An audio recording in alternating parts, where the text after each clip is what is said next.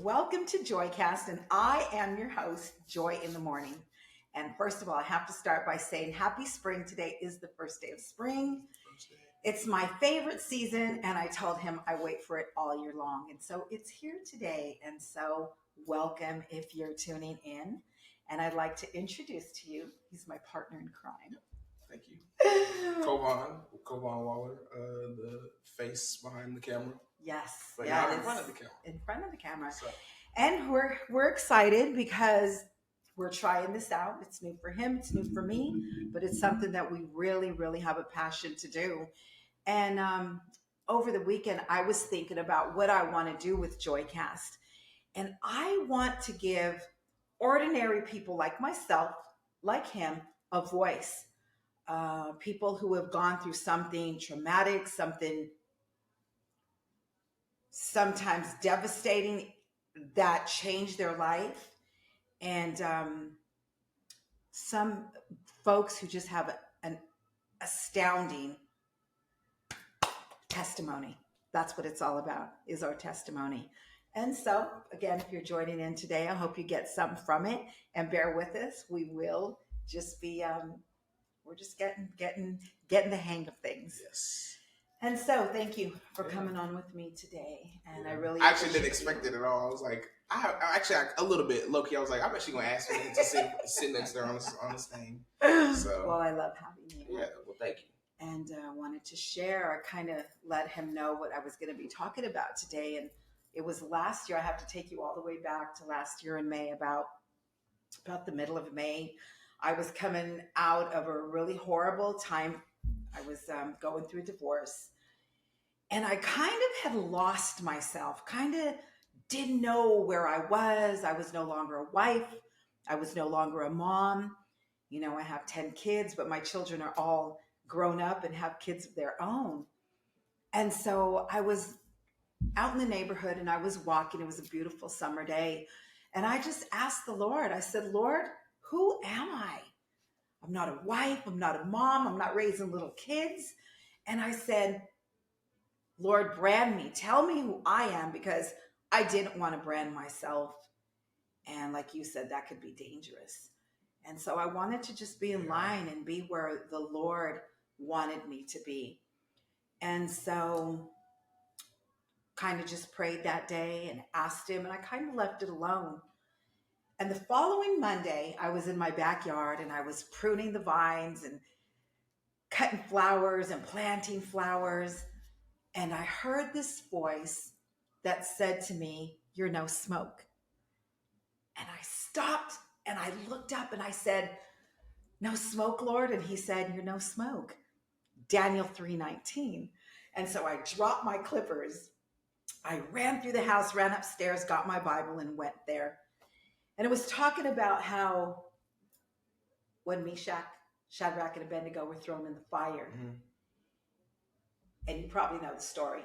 If you don't know the story, you could go and find it. It's an amazing story. It is. But it was talking about how they were thrown in the fire, and they even raised the temperature higher than just normal.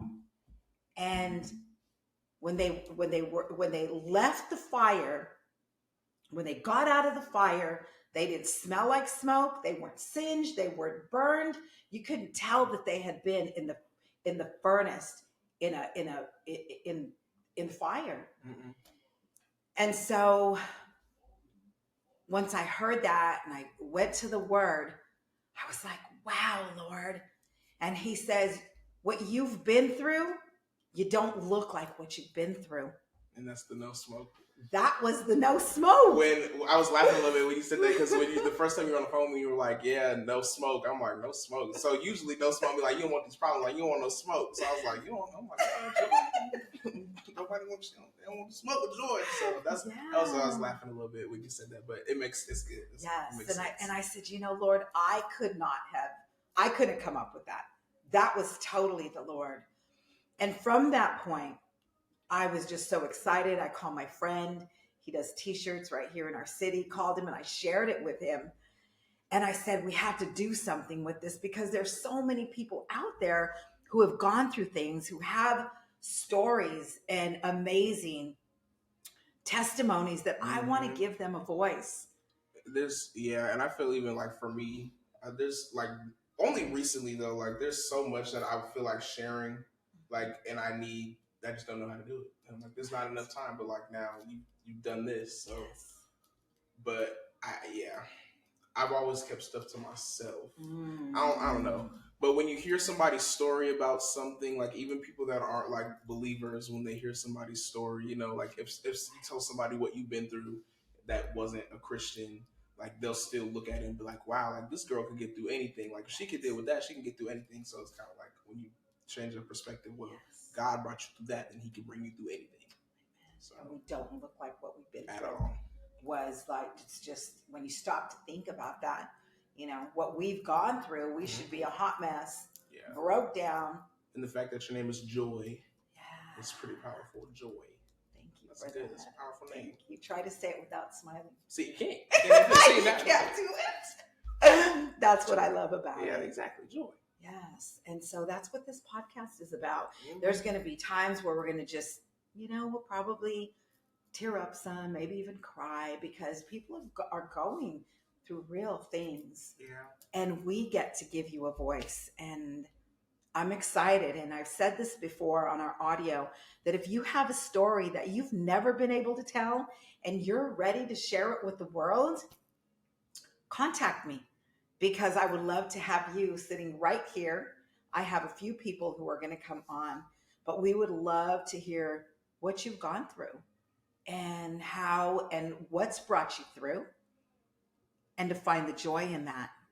And that's what it's all about. Yeah. So I actually want to ask you something. So right now doing this with the video, how do you feel right now? I'm excited. Yeah. I was a little nervous. I was too. But we prayed, and I said, Lord, I said, it's all about you, less of us and more you. I told you right before I hit record, he said, you don't get it by now. Yeah. You don't get it right now. Like it doesn't matter what we look like, because it's not about us. That's right. So this is good. It's going good. So we got a lot to share, and we're just scratching the surface. Yes. Yeah. So you're no smoke. What I want to hear, and I'm sure people watching want to hear because you probably like people who know you know like your main story and your main like the main thing about you. But what's something like even just something small that you have went through, but you don't look like it? Good question. Even this week.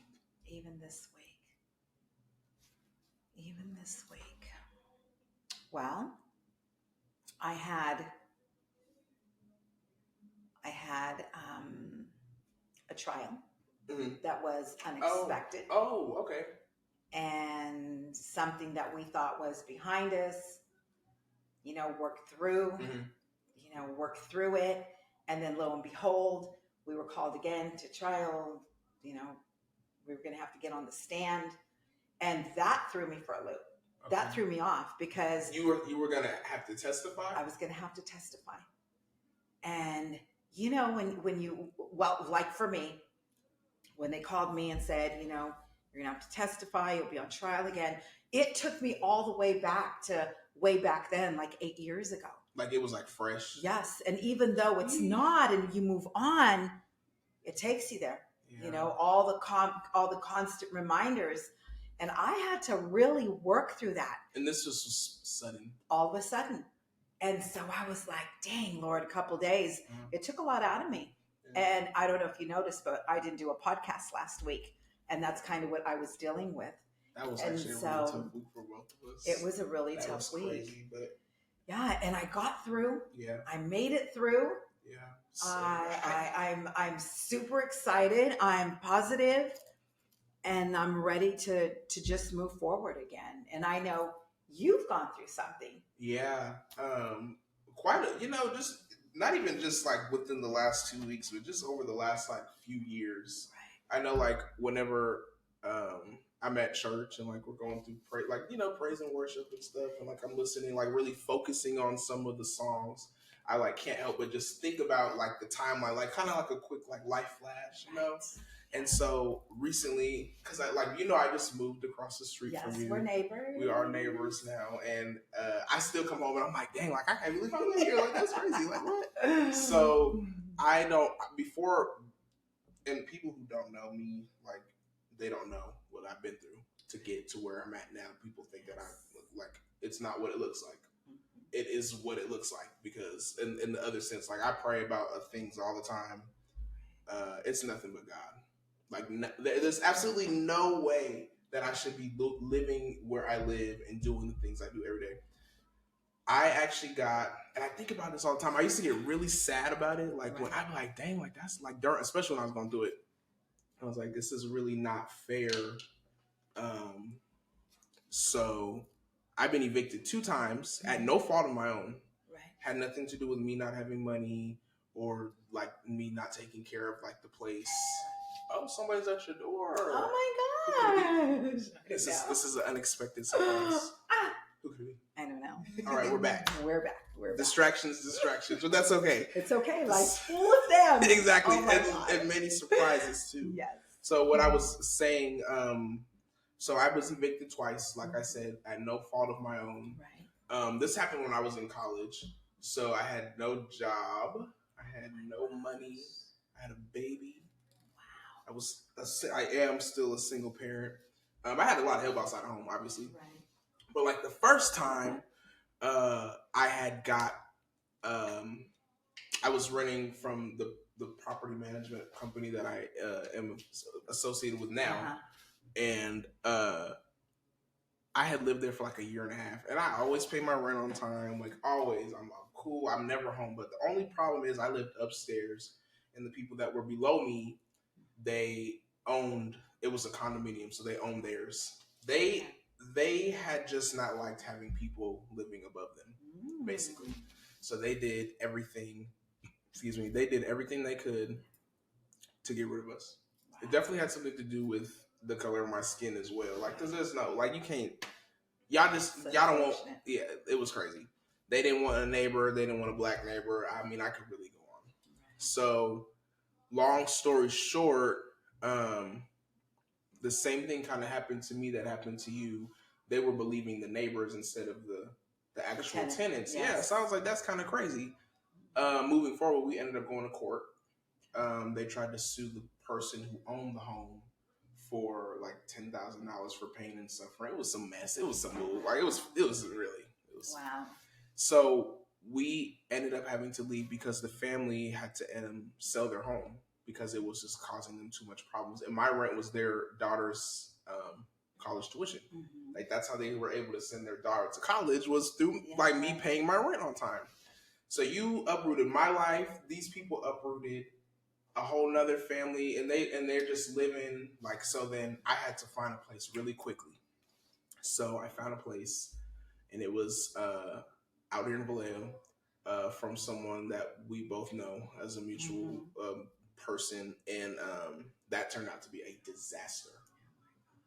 Been there, done that. Oh my God! And when I think about it, I'm happy. Like I made it through, but when I was going through it, I mean, the next door neighbors on both sides were just telling lies about me, and I'm just like, there's no way that this is happening again. So I'm starting to think to myself, am I actually the problem? And so then I get served a 30-day notice like the next week. Have no idea why, and I'm like sitting here trying. I'm not getting any responses from this person. 30 days are coming up, so I finally have to move. I have nowhere to go. I have all this stuff. I have nowhere to go. At the last minute, I ended up being able to move in with a friend, her mom. Mind you, I have a son. I got a couch. I got a bed. I have a home full of things with nowhere to go. So I got a storage unit. Had to put most of my stuff in there. I had to sell a lot of stuff. Dang, that is crazy. Like when I haven't really actually told this story. If this was like a year ago, I'd probably be crying right now telling the story.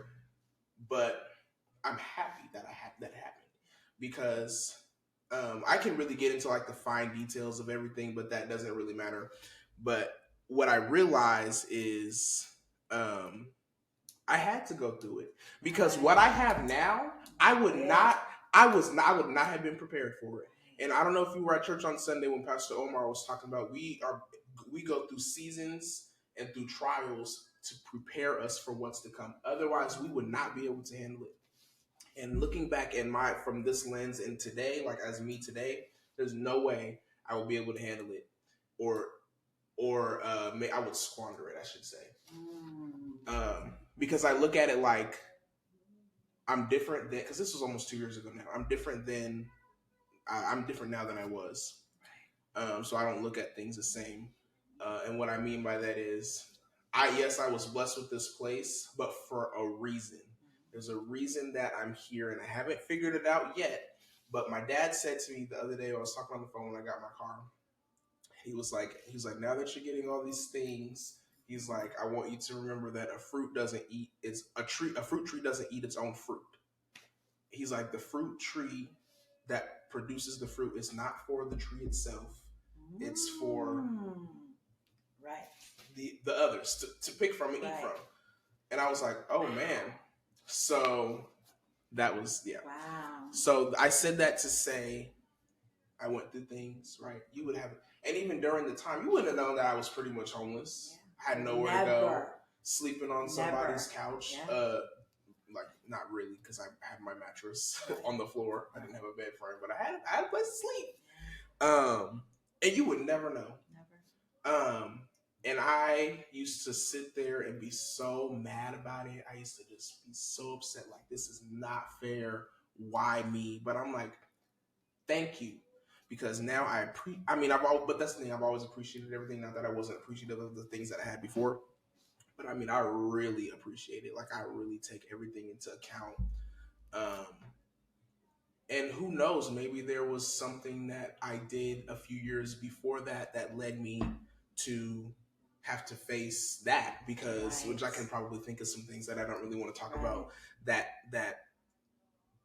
it was really my fault that I lost what I did.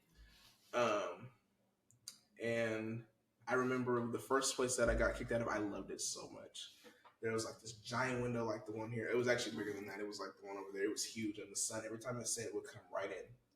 And it was just beautiful. I'm like, I could see the water over the thing, and it was just perfect to me. So then when I had to leave, I was really depressed. But then I heard like a quote. It was like, basically the things that we find like beautiful is almost like a distorted view of what is really there. Like that's kind of like how I view, like it was somebody kind of talking about like what heaven looks like think of like your favorite place, your favorite spot, like that you just watch the sunset over the water, and that is just the most gorgeous thing you've ever seen, but that's a distorted view of what's to come. And I thought about that, and somebody said that to me, and I'm like, that's crazy at the time, but now that I think about it, that is so true. Because what I have now, I'm telling you, I thought the sunset was something there. You should come to my house when the sun coming down, because my God. So I couldn't ask for anything better. And I thank God, because I don't look like what I've been through. And I'm glad that I don't look like what I've been through, so I can go and I can talk to other people about it too. Because the main thing, change your perspective. Everything. It's everything. It is. Perspective really is everything. And yeah. I feel like I'm going on and on and on. But yeah, I love that you shared that, because it just, a lot of people will be able to identify that we don't. We all go through things, and we really don't look like what we've gone through. And even I have to share my home right now. This is the first time I've been a homeowner, and every time I drive up to my home, I stop and look at it, and I can't believe that. The deed has my name on it. I don't even work. I say that I'm retired. When people say, what are you retired from? I say, raising kids, because I have 10 kids. I was a stay-at-home mom and wife. Yeah. And it just blows me away that everything that I went to, it's terrible how everything happened. But the outcome was this home. And it's been such a blessing for me and my kids and grandkids for us to gather and to open it up and have friends here and do ministry work in it. And that's what it's for. Yes. And we don't understand. And we're here doing this. Yeah. And it's not that we're going to understand why things happen, why we had to go through that. But I love it. I was reading in James 1 today about how we have to go through things, and it makes us stronger for what's to come. Like he shared with us. And so again, if you haven't gone through something catastrophic or major that will just change the course of your life. It doesn't have to be so dramatic. It could be anything, because everybody has different breaking points. Yes. Like, seriously. Yes. So. And to know that, your story matters, your testimony matters, because it's not just for you, it's for somebody else who was going through the very same thing. And I'm so happy that you just shared that with us, because I know what you've gone through the last week and 2 weeks. I know that. And it changed things up, catches you off guard. And it did, but I'm so thankful. Yeah. I was so thankful. Yes, I you mean, should be. Like, my God. My favorite line is, he's the fourth man in the fire. Oh, yes. Like, that's it. That's it. That's it. And I've held on to that since May of last year. Yeah. When he gave me the word. And I was just so blessed, because I never looked at myself like that. But he said, that's who you are, Joy. Yeah. You have gone through it, and you don't look like what you've gone through. And for him to say that to me, I was like, wow, Lord. See, and I think the best part is, now that you and I both realize that, now we can take that, and we can go and bring that to somebody else's life. Yeah. And I think that I'm starting to, even just in the last couple of weeks, that's what I'm here for. Purpose. That's it. Purpose. And I think that's it. Because it took me a while to realize, like, none of this is for me. Right. It's not for me. And God's not just being mean. No, He's not just punishing us. Because the end goal is He wants the glory. Yes. It is. It's all. And I mean, I have no shame in that at all. Yeah. Glory be to God. Yes, glory be to God. And this podcast, I was noticing there's so many podcasts out there, all talking about, different things. Mm-hmm. But that's what made me stop and think about, what is it that Joycast is about? Yeah. That's what it is giving ordinary people. Yeah. Ordinary people like myself, like you, just a voice to come out and share your story with the world. Yeah, and I have something to share with you. To spread the joy. Yes, and to spread the joy. And we'll get to that. But this is something that we had made, and it's a no smoke t-shirt. And right under it, it says Daniel 3:19. That's nice. And for every guest that comes on the show or on the podcast, I will have a t-shirt for them. And I think it's such an important message. Yeah. And then it will make somebody ask you about it. Yes. Yeah. So, no smoke. What's that mean? Just come in real quick. Yep. Sit down. And in the back, it's really cool. It says no smoke. I don't know if you can see it. No smoke 319.com. And it says, I don't look like what I've been through. And the no smoke part is my own writing. And so I'm excited about it. If you want a t-shirt, let me know. But every guest will get one. Here's yours. Thank you. Wear it proudly. I will. Don't look like what you've been through. And that's because of. It's because of the Lord. Absolutely. Yes. And so my next week's guest, I'm really excited. When you see him, you may recognize him. He's got a powerful testimony as well.